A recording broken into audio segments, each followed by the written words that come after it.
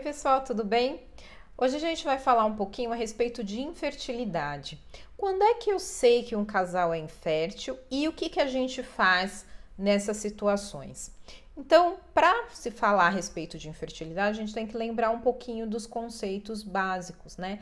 A gente, para engravidar, precisa de um óvulo e de um espermatozoide. Então, por isso que quando se fala de infertilidade, é a infertilidade do casal. Os dois têm que ser avaliados e os dois têm que ser testados para a gente poder avaliar se existe um problema com um, com o outro, com os dois ou eventualmente nenhum dos dois tem problema.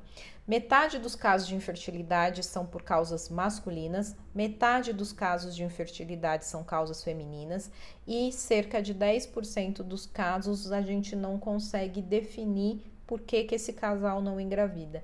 Os exames são feitos, dá tudo normal, mas ainda assim a gente não consegue estabelecer uma causa específica, que são os casos de infertilidade sem causa aparente. As causas masculinas são ligadas à formação ou mobilidade do espermatozoide. Então, ou são homens que têm uma produção muito baixa de espermatozoide, ou espermatozoide com uma mobilidade ruim, ou a morfologia, o formato desse espermatozoide é ruim.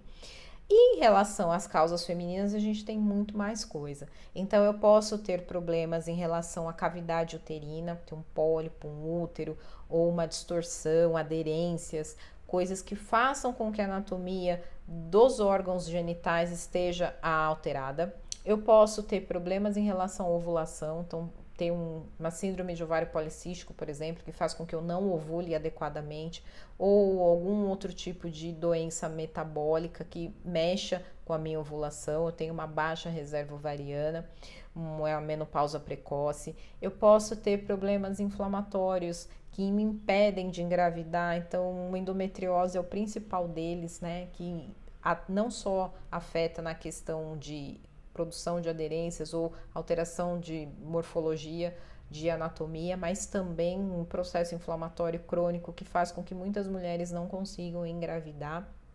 Posso ter problemas de muco, eu posso ter problemas de endométrio, eu posso inclusive ter problemas imunológicos. Então é muito amplo, são muitas as causas possíveis de infertilidade.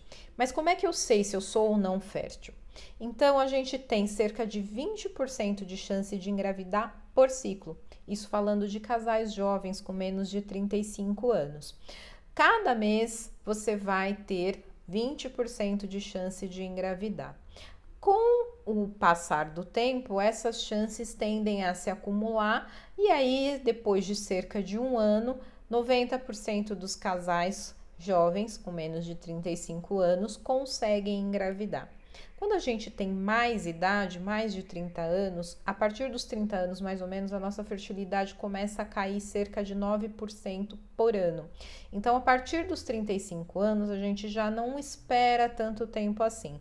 A gente espera 6 meses com relações sexuais frequentes, que isso é importante lembrar. Não adianta eu falar que eu quero engravidar se eu tenho pouca frequência de coito. Então, o ideal é que haja pelo menos 3 relações sexuais por semana, seja no período de um ano, se eu for mais jovem, ou por 6 meses, se eu tiver mais que 35 anos. Se depois desse período eu não conseguir engravidar, é bom que você procure um médico, ele vai te pedir alguns exames de acordo com a sua história clínica. A gente pode pedir exames relacionados à dosagem de hormônios, relacionados à avaliação de anatomia, então ultrassom, esterossalpingografia, esteroscopia, pode ser feito o exame, óbvio, né, do parceiro também, a gente sempre avalia os dois, e aí pode, de acordo com a sua idade, de acordo com o seu diagnóstico, você pode ser convidada a esperar mais um pouco e manter o coito programado, que é uma das técnicas que a gente usa. Então, você começa a observar o teu ciclo menstrual e aí vai fazendo, mantendo relações sexuais nos períodos em que você tiver mais fértil, que é o que a gente chama de coito programado.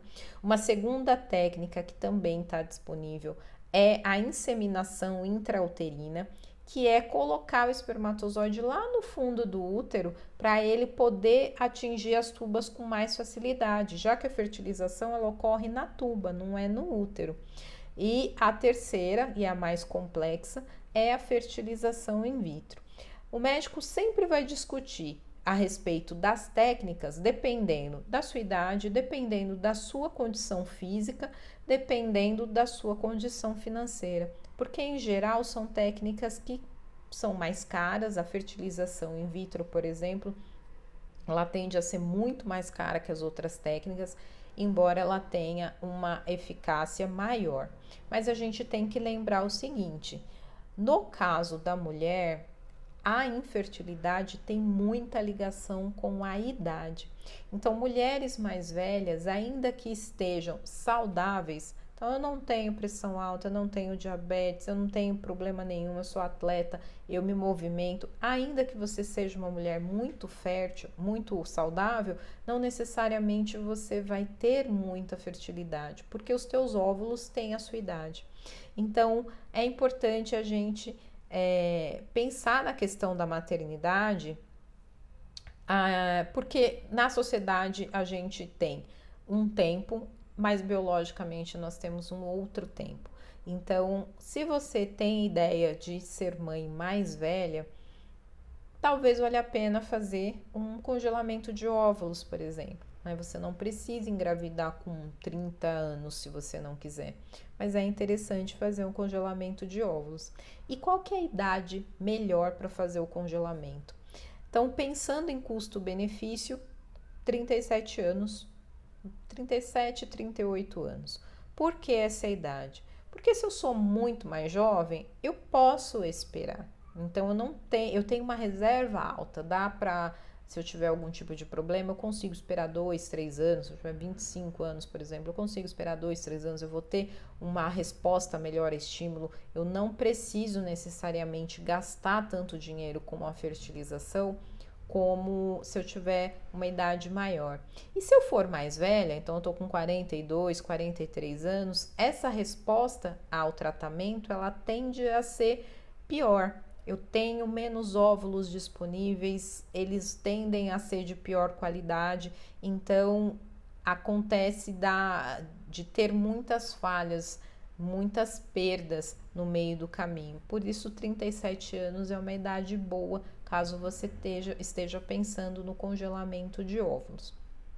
Enfim, infertilidade é um tema complicado, a gente sempre tem muitas questões a respeito disso, porque é multifatorial e depende de duas pessoas, né? Não é só dependendo da mulher ou só dependendo do homem, é um casal que está sendo avaliado para desenvolver uma técnica ou uma vidinha que vai aí aparecer, às vezes até espontaneamente. Existem muitos casais que no meio da fase de fertilização acabam engravidando. A gente fica por aqui e até a próxima.